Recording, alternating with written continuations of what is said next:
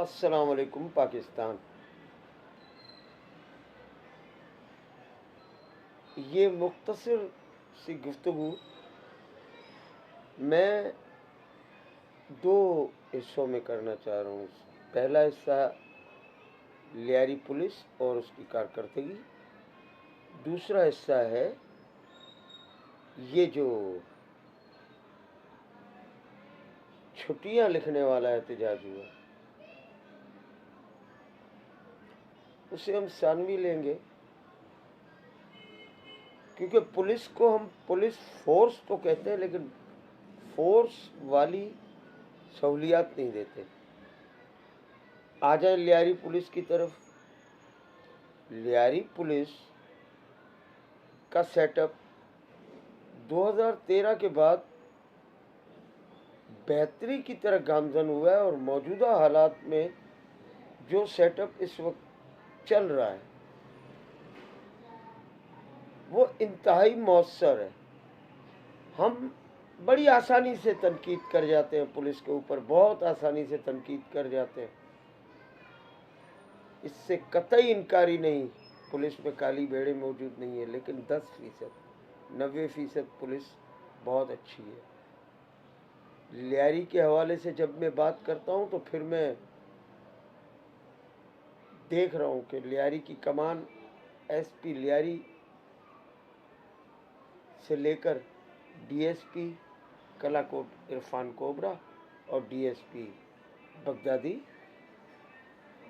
ہمارے معزز رستم نواز،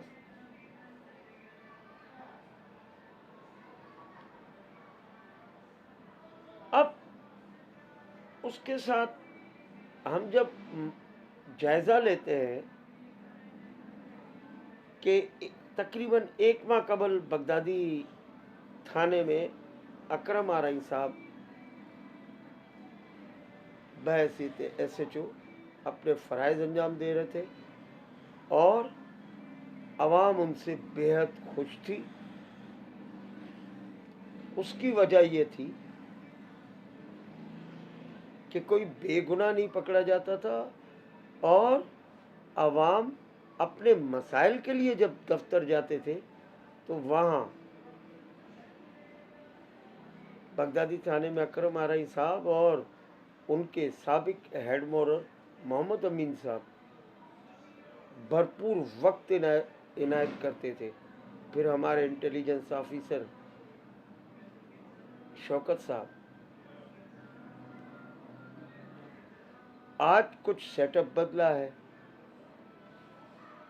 تو تھوڑے سخت گیر ایس ایچ او بغدادی تھانے میں تعینات ہوئے، جمال خان لگاری۔ عوام یہی چاہتی تھی نا کہ منشیات اور گٹکا مافیا مکمل طور پر بند ہو جائے اور اس کا صفایا ہو جائے۔ بغدادی تھانے کے S H O Jamal Khan لگاری نے 24 گھنٹے میں یہ تمام معاملات کر کے دکھائے، اور نہ صرف یہ کیا بلکہ اب تک تاحال وہ بغدادی کی حدود میں رہنے والی نسلوں کو بچانے کے لیے، گٹکے اور منشیات سے بچانے کے لیے سرگرم عمل ہے۔ ان کے ساتھ کلری تھانہ ہے، وہاں سینئر ترین انسپکٹر ذوالفقار باجوہ صاحب ہیں، وہاں دیکھیں ان کے دروازے عوام کے لیے کھلے، اور بہت بدنام زمانہ منشیات فروش اور گٹکا فروشوں کو انہوں نے پابند سلاسل کیا، جیلوں تک پہنچایا۔ اب ہم آتے ہیں ڈی ایس پی کلاکوٹ کی سربراہی میں۔ جب کلاکوٹ تھانے کی طرف نظر ڈالتے ہیں تو وہاں پہلے ہمارے پاس ظفر اقبال صاحب تھے،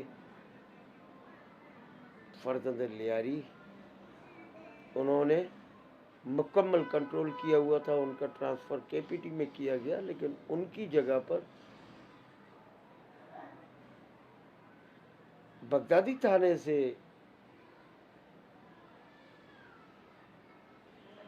اکرم آرائی صاحب کو کلاکوٹ تھانے بھیجا گیا۔ کلاکوٹ ایک حساس تھانہ ہے اور اکرم آرائی صاحب نے اسے بخوبی کنٹرول کیا۔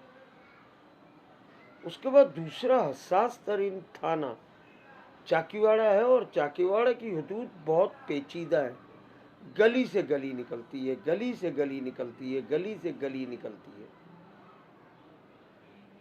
وہاں منشیات، گٹکا مافیا، دیگر معاشرتی جرائم کے صفائی کے لیے محمد ایوب سومرو شب و روز سرگرم نظر آ رہے ہیں، اور انہوں نے بھی متعدد مقدمات کیے۔ یہاں ایک مسئلہ ضرور آ جاتا ہے کہ تھوڑا سا عوام کو بھی اپنے رویوں میں لچک پیدا کرنی پڑے گی۔ یہ منشیات فروش، یہ گٹکا مافیا پکڑے جاتے ہیں تو تھانوں کے گیٹ پر خواتین کا گھیراؤ ہو جاتا ہے۔ کسی نہ کسی سیاسی شخصیت یا سماجی شخصیت یا معزز سے دباؤ ڈلوایا جاتا ہے۔ اب اگر لیاری کو واقعی ان تمام خرافات سے پاک کرنا ہے تو ہمیں پھر پولیس کی کوششوں کا ساتھ دینا ہوگا، ان کو دباؤ سے آزاد کرنا ہوگا۔ یہ نہیں کہ یک جنبش قلم آپ بہتر کام کرنے والے کو بھی شکایتوں کی زد میں لے آئیں، ان کے خلاف مظاہرے کریں، احتجاج کریں۔ یہ نامناسب سا لگتا ہے۔